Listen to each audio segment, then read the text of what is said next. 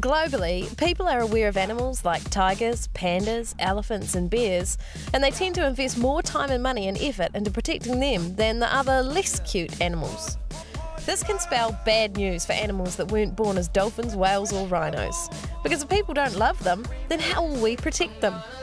The good news is that sometimes by protecting some of the cute and cuddly animals, such as a tiger, we end up protecting the whole habitat and therefore all of the other plants and animals that live in that area.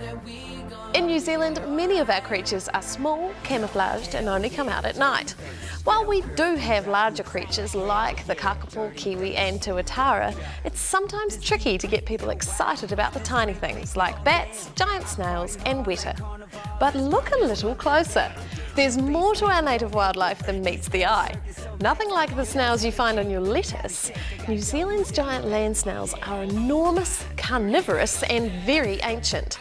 Rather than climbing up your garden plants, these snails come out at night and suck worms out of the soil like spaghetti. Well, my little friend Gregory here doesn't do anything quite like that, but he does have some special tricks of his own. He's a native green gecko, and I've decided to bring him along to my friend Simon's house, who's an entomologist, which means he loves the little things as well. How will people get interested in the little things?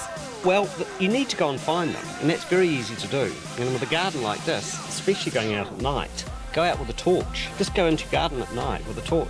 You have a look at the garden, you'll be amazed. Spiders come out, there are a lot of other bugs that are out, and during the day, of course, but we see flying things very easily.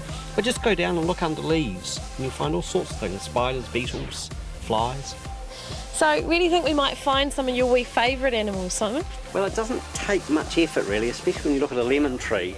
You come over here and there's a wee spider in the corner there, and it's been feeding on a fly, not much left of the fly, and he's then kicked the fly out of the web. Doesn't want a half-eaten fly hanging around his home. He's tidied up. He's tidied up, yes.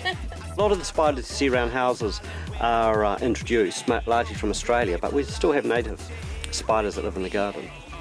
You've done a fair bit of work on some of the jumping spiders. How intelligent can spiders be, really? That's an interesting question. I mean, jumping spiders have eyesight about 1/6 as good as ours, so that's remarkable for an animal that's about 10 millimetres, that it can actually watch projected images, it can watch movies. If you were an invertebrate, what would you be? Look, I'd have to be a jumping spider, but I'd be a really big one. I'd be the size of a cow. And what about you, Nick? I can't really imagine what you'd be. That's very easy. I would be a giant weta. Oh, really? Yeah. A bed weta? No. While we don't have lions, tigers or bears, New Zealand is home to some fascinating examples of weird and wonderful wildlife.